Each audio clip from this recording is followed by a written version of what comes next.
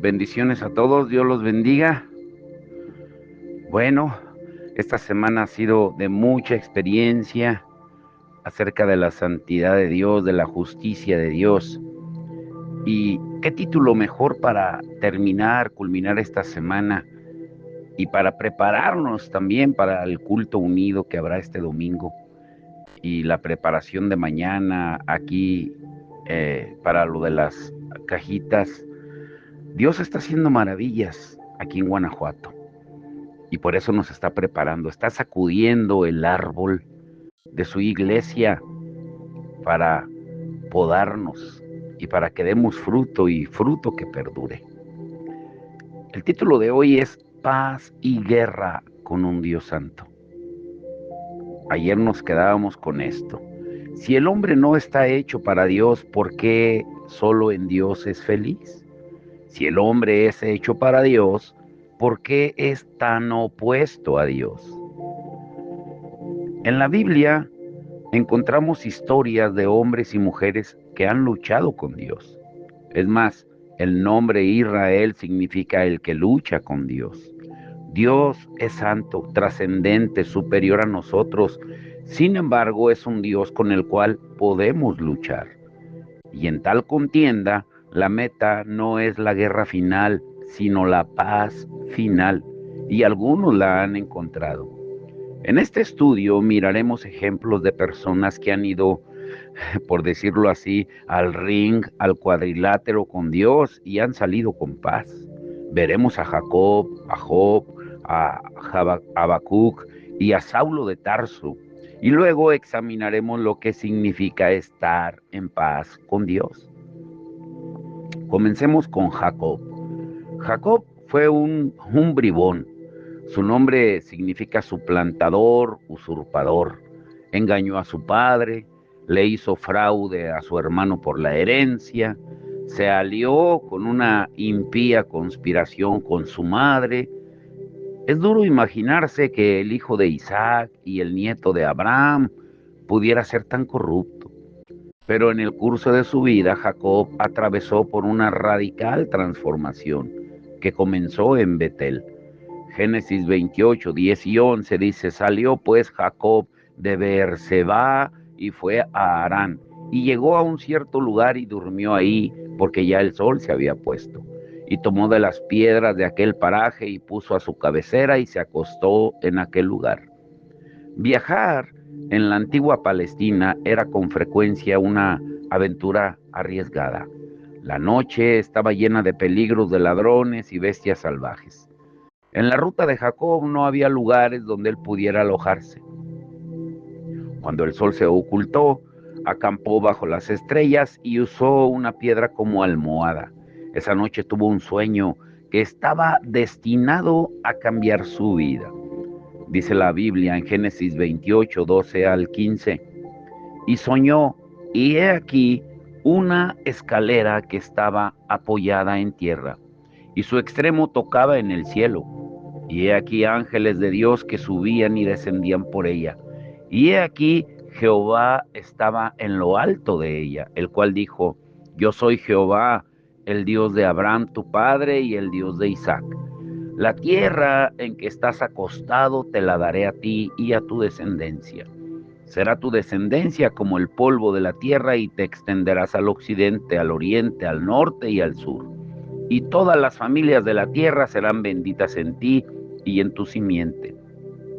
He aquí yo estoy contigo y te guardaré por donde quiera que fueres, y volveré a traerte a esta tierra, porque no te dejaré hasta que haya hecho lo que te he dicho. La escalera de Jacob que vio en su sueño sirvió como un puente entre el cielo y la tierra. Hasta ese momento Jacob no tenía relación con las cosas celestiales. Él tenía una profunda conciencia de la ausencia de Dios. Y parece extraño que un hijo de Isaac y nieto de Abraham, el padre de la fe, fuera tan secular, tan mundano. Abraham había hablado con Dios Y seguramente Jacob se había sentado alrededor de las fogatas y escuchado las historias de su padre Isaac y de su abuelo Abraham. Él tuvo que haber conocido acerca del mandato de Dios a Abraham para sacrificar a Isaac sobre un altar en el monte Moriah. Jacob vivió una vida mundana. Las conversaciones sobre asuntos celestiales le habían hecho muy poca impresión. Su mente estaba fija en la tierra, y hasta donde él sabía había una brecha sin puente entre el cielo y la tierra. Si había un Dios era tan remoto, tan absolutamente trascendente, que no tenía relevancia en su vida.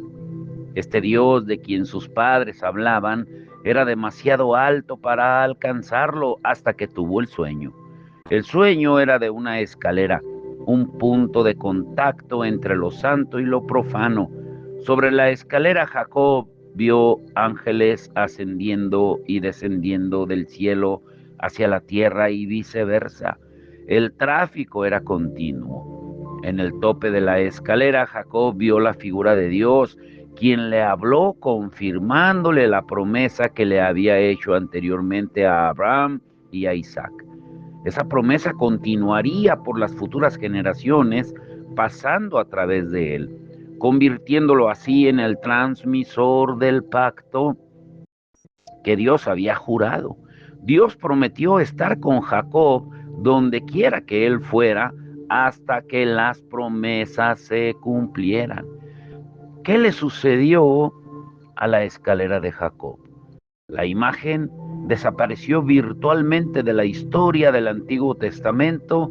Pasaron los siglos sin que se le mencionara y repentinamente apareció de nuevo en el Nuevo Testamento. Escuchen lo que dice Juan 1:45 al 51. Felipe halló a Natanael y le dijo: hemos hallado a aquel de quien escribió Moisés en la ley, así como los profetas, a Jesús, el hijo de José de Nazaret. Natanael le dijo: ¿de Nazaret puede salir algo de bueno? Le dijo Felipe: ven y ve. Cuando Jesús vio a Natanael que se le acercaba, dijo de él: he aquí un verdadero israelita en quien no hay engaño. Le dijo Natanael: ¿de dónde me conoces? Respondió Jesús y le dijo: antes que Felipe te llamara, cuando estabas debajo de la higuera, te vi. Y respondió Natanael y le dijo: Rabí, tú eres el Hijo de Dios, tú eres el Rey de Israel. Respondió Jesús y le dijo: porque te dije, te vi debajo de la higuera, ¿crees? Cosas mayores que estas verás. Y le dijo: de cierto os digo, de aquí adelante verás el cielo abierto y a los ángeles de Dios que suben y descienden sobre el Hijo del Hombre. Las palabras de Jesús a Natanael fueron radicales. En esta conversación él declaró que él mismo es la escalera de Jacob. Él es el puente entre el cielo y la tierra. Él es el que cierra el abismo entre el trascendente y los simples humanos. Los ángeles de Dios ascienden y descienden sobre él y hace que el Dios ausente se haga presente entre nosotros. Ahora, ¿fue esto lo que Jacob vio indistintamente en forma de penumbra? Cuando Jacob despertó de su sueño, estaba conmocionado y fue sobrecogido por el poder de esta visión nocturna. Génesis 28, 16 y 17 dice: y despertó Jacob de su sueño y dijo: ciertamente Jehová está en este lugar y yo no lo sabía. Y tuvo miedo y dijo: cuán terrible es este lugar. No es otra cosa que casa de Dios y puerta del cielo. El nombre del lugar donde Jacob tuvo su sueño llegó a ser conocido como Betel. En hebreo, la palabra Betel significa casa de Dios. Ahí no había tabernáculo, templo o iglesia. Jacob le llamó la casa de Dios porque allí el santo se reveló a sí mismo. Las palabras de Jacob son típicas de la forma en que la cultura contemporánea se siente. La nuestra es época en que la gente siente la ausencia de Dios. No vemos zarzas ardientes, pilares de fuego, ni Cristos encarnados caminando entre nosotros. Nos sentimos abandonados, lanzados a las aguas del universo hostil o aún peor, indiferente. Parece que estuviésemos encerrados en un mundo en el cual no hay salida ni escalera para las estrellas. Jacob sintió lo mismo hasta que tuvo ese sueño. Sus palabras son relevantes para nuestros días. Ciertamente Jehová está en este lugar y yo no lo sabía. Dios había estado ahí todo el tiempo. Él no estaba lejos de Jacob, pero Jacob había vivido toda su vida sin estar consciente de su presencia. Esta trágica ignorancia de la presencia de Dios es escenificada diariamente en la vida de millones de personas en nuestros días. Dios está aquí, pero nosotros estamos ajenos. En el momento en que nos hacemos conscientes de su divina presencia, también comienza el más profundo conflicto personal que una persona puede experimentar. El sueño no fue el fin del conflicto de Jacob, fue el principio de un conflicto que habría de permanecer, y desde ese momento en adelante él comenzó a luchar por su propia alma. ¡Cuán terrible es este lugar! Esa fue la respuesta de Jacob al encontrarse en la casa de Dios. Normalmente la gente hoy en día no se siente así en la iglesia. No hay un sentido de asombro al estar en la presencia de uno que nos hace temblar. La gente asombrada nunca se queja de estar aburrida en la iglesia. Los teólogos no se ponen de acuerdo sobre el momento preciso de la conversión de Jacob. Algunos dicen que fue en Betel, otros que fue más tarde cuando tuvo su terrible y decisiva lucha con Dios. En Génesis 32, 22 al 30, donde dice: y se levantó aquella noche y tomó sus 2 mujeres y sus 2 siervas y sus 11 hijos, y pasó el vado de Jaboc. Los tomó pues e hizo pasar el arroyo a ellos y a todo lo que tenía. Así se quedó Jacob solo, y luchó con él un varón hasta que rayaba el alba. Y cuando el varón vio que no podía con él, tocó en el sitio del encaje de su muslo, y se descoyuntó el muslo de Jacob mientras con él luchaba. Y dijo: déjame, porque raya el alba. Y Jacob le respondió: no te dejaré si no me bendices. Y el varón le dijo: ¿cuál es tu nombre? Y él respondió: Jacob. Y el varón le dijo: no se dirá más tu nombre Jacob, sino Israel, porque has luchado con Dios y con los hombres y has vencido. Entonces Jacob le preguntó y dijo: declárame ahora tu nombre. Y el varón respondió: ¿por qué preguntas por mi nombre? Y lo bendijo ahí. Y llamó Jacob el nombre de aquel lugar Peniel, porque dijo: vi a Dios cara a cara y fue librada mi alma. Obviamente el varón contra el cual Jacob luchó era más que un hombre, era el ángel de Dios. La batalla fue fiera, extendiéndose toda la noche sin que ninguno de los contendientes ganara ventaja. Finalmente, el ángel de Dios usó el abrumador poder de Dios para tocar el encaje de la cadera de Jacob. La victoria de Jacob no fue de conquista, sino de sobrevivencia. Él salió del duelo, pero quedó cojeando por el resto de su vida. La discusión con el ángel acerca de los nombres es significativa.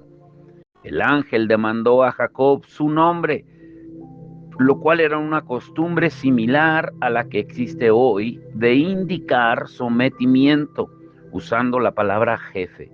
Para un contendiente, decir su nombre significaba que reconocía la superioridad de su contrincante. Cuando Jacob sometió su nombre, él sometió su alma.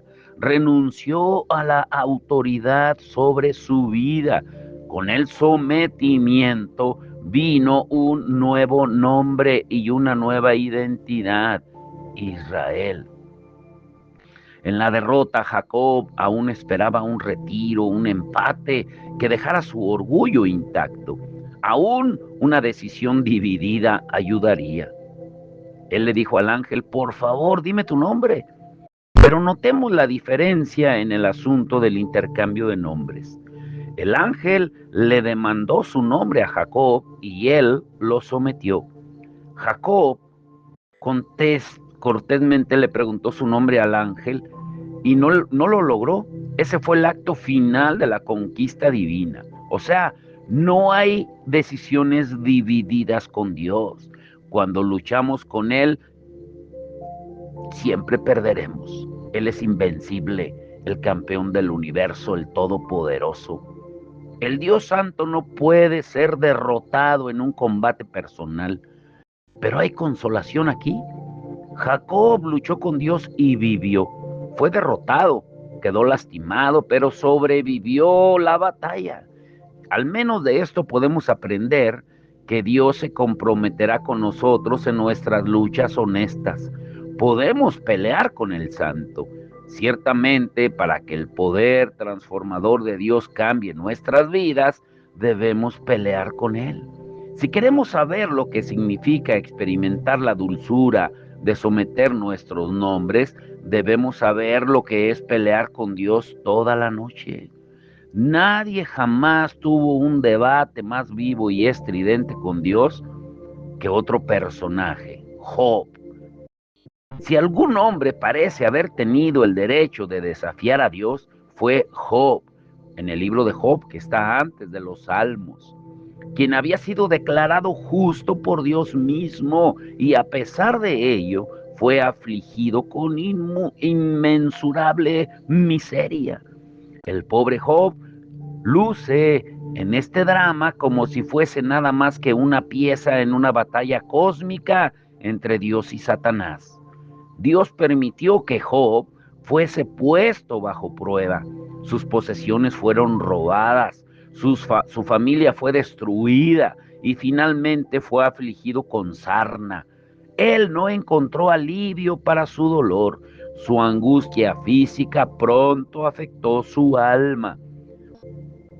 Una vez hablé con una anciana que tenía cáncer y estaba en quimioterapia y sufría los efectos laterales de náusea por el tratamiento. La quimioterapia da mucho vómito y le pregunté cómo se sentía en su estado de ánimo y ella dijo: es duro ser cristiano cuando nuestra cabeza está en el excusado, en el inodoro. O sea, ella entendía la estrecha conexión entre el cuerpo y el alma. Es extremadamente difícil ser espiritual cuando el cuerpo está afligido con dolores incesantes. Pero aún así Job no blasfemó. Él dijo en Job 13:15: he aquí, aunque él me matare, en él esperaré. Y aunque su esposa trató de convencerlo que se suicidara, su consejo fue simple y directo: maldice a Dios y muérete, en Job 2:9. Pero Job rehusó tomar la salida fácil. Él sufrió el consejo de los necios al escuchar las palabras de sus amigos. Finalmente desafió a Dios respecto a su situación. Enfrentó a Dios solo, luchando y batallando por respuestas a su miseria. La respuesta de Dios, pues realmente no fue muy alentadora en Job 38, del 1 al 11. Entonces respondió a Job desde un torbellino y dijo: ¿quién es ese que oscurece el consejo con palabras sin sabiduría? Ahora ciñe como varón tus lomos. Yo te preguntaré y tú me contestarás. ¿Dónde estabas tú cuando yo fundaba la tierra? Házmelo saber si tienes inteligencia. ¿Quién ordenó sus medidas si lo sabes? ¿O quién extendió sobre ella cordel? ¿Sobre qué están fundadas sus bases? ¿O quién puso su piedra angular cuando alababan todas las estrellas del alba y se regocijaban todos los hijos de Dios. ¿Quién encerró con puertas el mar cuando se derramaba saliéndose de su seno? Cuando puse yo nubes por vestidura suya y por su faja oscuridad, y establecí sobre él mi decreto, le puse puertas y cerrojos, y dije, hasta aquí llegarás, y no pasarás adelante, y ahí parará el orgullo de tus olas. Este fue un examen oral difícil. Job demandó respuestas de Dios. En lugar de respuestas, recibió a cambio un manojo de preguntas. Dios reprendió a Job por arrojar una sombra oscura sobre la sabiduría divina con su ignorancia. Era como si Dios le dijera, muy bien, Job, tú quieres interrogarme, está bien. Yo te contestaré, pero primero tengo algunas preguntas para ti. Y como balas de ametralladora, Dios disparó sus preguntas, cada una más temible que la anterior. Y finalmente Job habló en Job 40, verso 3 al 5. Entonces respondió Job a Jehová y dijo, he aquí yo soy vil, ¿qué te responderé? Mi mano pongo sobre mi boca, una vez hablé, mas no responderé. Aún dos veces, mas no volveré a hablar. Consideremos la imagen que Job usó. Él dijo que pondría su mano sobre su boca, se ató a sí mismo, cubrió sus labios con su mano para que ya no salieran más palabras necias. Estaba apenado por haber desafiado a Dios. Reconoció que sus palabras habían sido pretenciosas. Había dicho todo lo que quería decir, mas la interrogación continuó. Dios aún no había terminado con su examen. Él hizo una serie de preguntas que abrumaron a Job. ¿Invalidarás mi juicio? ¿Me condenarás a mí para justificarte tú? En Job 48. Aquí el asunto es sencillo. El desafío de Job vuela entre los dientes de la justicia divina. Sus acusaciones eran un insulto a un Dios santo. La pregunta de Dios resonó en los oídos de Job. ¿Me condenarás a mí para justificarte tú? No hay duda que Job deseaba ser justificado. Estaba cansado de las acusaciones de sus amigos. No entendía por qué era tan miserable. Él oró para ser vindicado, pero su deseo había ido muy lejos. Estaba al borde de negociar la justicia de Dios por la suya. Había cruzado la línea en el debate, sugiriendo que tal vez Dios había hecho maldad y Dios le pidió que rectificara. ¿Quieres condenarme para ser tú exonerado? El peso completo de las preguntas de Dios cayó sobre Job y casi fue aplastado por ellas. Y finalmente quitó su mano de su boca y habló de nuevo. Esta vez no hubo acusaciones en sus palabras. Él rompió su voto de silencio solo para expresar su contrición. En Job 42, verso 2 al 6. Yo conozco que todo lo puedes y que no hay pensamiento que se esconda de ti. ¿Quién es el que oscurece el consejo sin entendimiento? Por tanto, yo hablaba lo que no entendía, cosas demasiado maravillosas para mí que yo no comprendía. Oye, te ruego y hablaré, te preguntaré y tú me enseñarás. De oídas te había oído, mas ahora mis ojos te ven, por tanto me aborrezco y me arrepiento en polvo y ceniza. Al leer esta sección del libro de Job, podemos tener la idea de que Dios estaba intimidando a Job. Él estaba preguntando y Dios le dijo a Job que le contestaría sus preguntas, pero las respuestas nunca vinieron. En realidad había una condición conectada a la promesa de responder. Job tenía que dar sus respuestas primero, pero Job falló el examen. Entonces Dios no le dio sus respuestas. Sin embargo, Job quedó satisfecho. Aunque Dios no le dio respuestas, las preguntas de Job cesaron. Él recibió una respuesta más elevada que la que una réplica directa le había provisto. Dios respondió a las preguntas de Job no con palabras, sino consigo mismo. Y tan pronto como Job vio que es Dios, quedó satisfecho. Ver la manifestación de Dios fue todo lo que él necesitó. Fue capaz de dejar todos los detalles en las manos de Dios. Una vez que Dios ya no estuvo envuelto en el manto del misterio, Job pudo vivir cómodamente con unas pocas preguntas sin contestar. Cuando Dios apareció, Job estaba tan ocupado arrepintiéndose que ya no tuvo tiempo para otros desafíos. Su indignación fue redirigida hacia sí mismo. Me aborrezco y me arrepiento en polvo y ceniza. Ahora te quiero dejar con esto. Los otros personajes los analizaremos el próximo martes, pero ocupémonos solamente como introducción de otro hombre del Antiguo Testamento que desafió a Dios, y fue el profeta Habacuc, quien fustigó a Dios por hacer cosas que ofendían su sentido de justicia. El profeta se sintió agraviado de que el pueblo de Dios sufriera a manos de una nación que era más perversa que ellos mismos. Aparentemente lucía como si Dios hubiese olvidado sus promesas a los judíos y se hubiese cambiado de bando, aliándose con la perversa Babilonia. Para Habacuc esto era comparable a que un judío moderno se preguntara si Dios estaba del lado de Hitler durante el Holocausto. La queja de Habacuc queda registrada con una protesta. Y te dejo con esta escritura, Habacuc 1, 2 al 4. ¿Hasta cuándo, oh Jehová, clamaré y no oirás?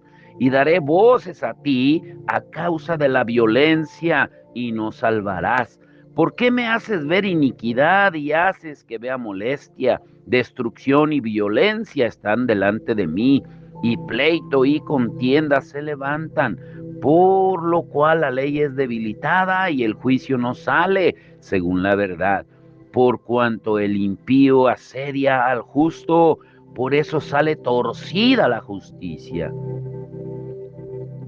¿Te identificas con estas palabras de Habacuc? ¿Por qué? ¿Por qué la gran mayoría de nosotros queremos estar en guerra con un Dios santo? Ay, esto estará hermoso la próxima semana. Pero vamos a orar por el servicio unido que tendremos el domingo, las 12 iglesias que conformamos la Alianza Ministerial de Salamanca, y el servicio de preparación del día de mañana en las cajitas navideñas que vienen del Samaritan Purse que enviarán para las comunidades y para las iglesias. Dios está haciendo maravillas en Salamanca y en Guanajuato. Sabemos que Guanajuato está lleno de sangre, de maldad, de asesinatos, pero la palabra es muy clara: donde abunda el pecado, sobreabunda la gracia. Vamos a orar que Él sea glorificado y que todos trabajemos con un mismo propósito: exaltar a nuestro Señor y Salvador Jesucristo, y que Él se siga glorificando en los lugares, en esas misiones que Él está abriendo, extendiendo su reino en Guanajuato, en Villagrán, en Zempoala, en Ranchos Unidos, en Valle de Santiago, en Rincón de Parangueo, en Salamanca, Callejones y Granados, y en todos los lugares, en los hospitales y las comunidades donde Él nos dirija. Vamos a orar. Padre, en el nombre de Jesús te damos todo el honor y la gloria a ti, Señor, porque tú eres el único que merece la gloria, no el hombre. Porque fuimos creados para tu gloria, para tu placer, como ese canto hermoso de Julio Melgar. Fuimos creados para tu placer. Tú nos creaste, nos hiciste, no nos creamos a nosotros mismos, Señor. Tú nos hiciste para tu gloria, para glorificarte. Ese es el propósito final del hombre: glorificarte en todo, Señor. Y este domingo y este sábado lo haremos, Señor. Y también el viernes en la plaza principal de Salamanca. Hay tanto campo virgen para predicar tu palabra, pero muchas veces estamos peleándonos por manteles y mesas, por ministerios, por cargos dentro de las cuatro paredes, olvidándonos que la necesidad está afuera. Porque tú lo dices claramente en Hechos 17:24, porque Dios no habita en templos hechos por manos de hombre. Tú habitas en cada uno de nosotros y quienes conformamos la iglesia somos las personas porque somos ladrillos, somos labranza de Dios para el edificio que es la iglesia. Somos tu novia que nos estamos preparando para las bodas del Cordero, esperando a su amado, al novio. Señor, y que cada día se agreguen más a la novia, a tu reino que se ha establecido en la tierra, Señor, porque estamos viendo que se acercan los tiempos finales, Señor. Aún este triunfo de Trump que ya estaba predicho, Señor, desde el 2007 por aquel profeta que murió joven, Kim Clement, Señor, que él había profetizado que vendrías, Trump, por 2 periodos. Se está cumpliendo tu palabra. Todas las señales se están cumpliendo, Señor. Por eso es tiempo de preparación, de urgencia, para estar alertas para tu venida. Te damos toda la gloria y toda la honra en el nombre que es sobre todo nombre, el nombre de nuestro Señor y Salvador Jesucristo. Amén y amén.